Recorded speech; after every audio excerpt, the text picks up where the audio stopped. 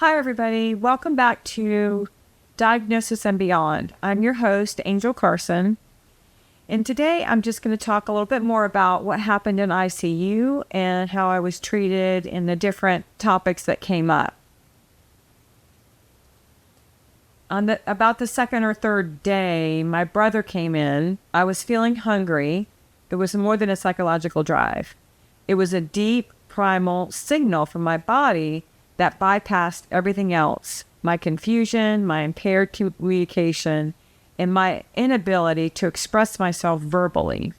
So this all happened all at once. I was starving, and my brother came in with crackers in his hand, and I just grabbed the crackers out of his hand and started eating them. Well, he ran to go get the nurse.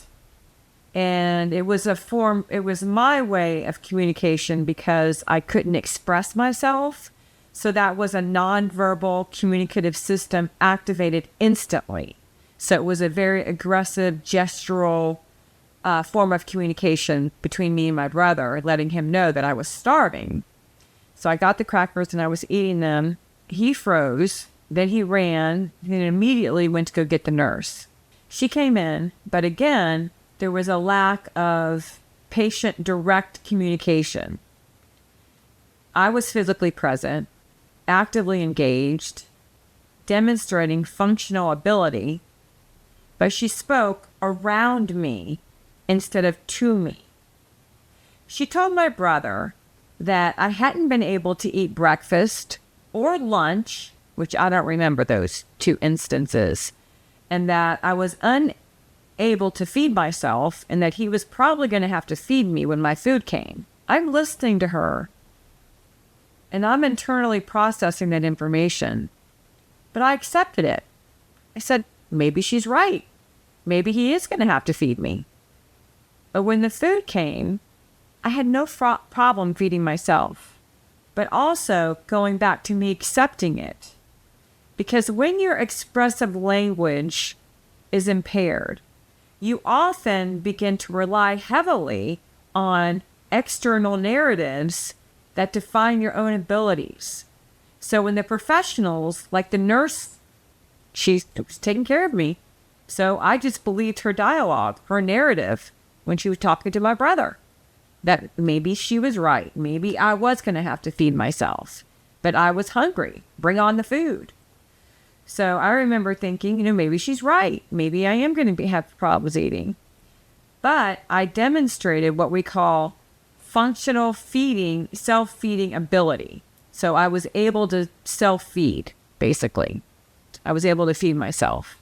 I picked up the utensils and I ate independently, successfully, without assistance. That moment created a clear disconnect between perceived deficits and actual performance. Meanwhile, outside of that moment, there was still conflicting information. My husband believed that I was receiving nutrition through a feeding tube, what we would call internal feeding. My brother challenged that, pointing to my observable behavior, my gestural communication, grabbing and consuming food independently. And the truth is, at the time, my only reliable form of communication was what I described as aggressive gestural communication. Reaching, grabbing, intentional action. Because when someone loses verbal output, when expressive language is compromised, they don't lose communication. They just switch modalities. They rely on nonverbal expression, motor intent, and behavior to communicate wants and needs. They grab crackers. That wasn't a loss of control. That was communicative need, urgency, compatibility without words.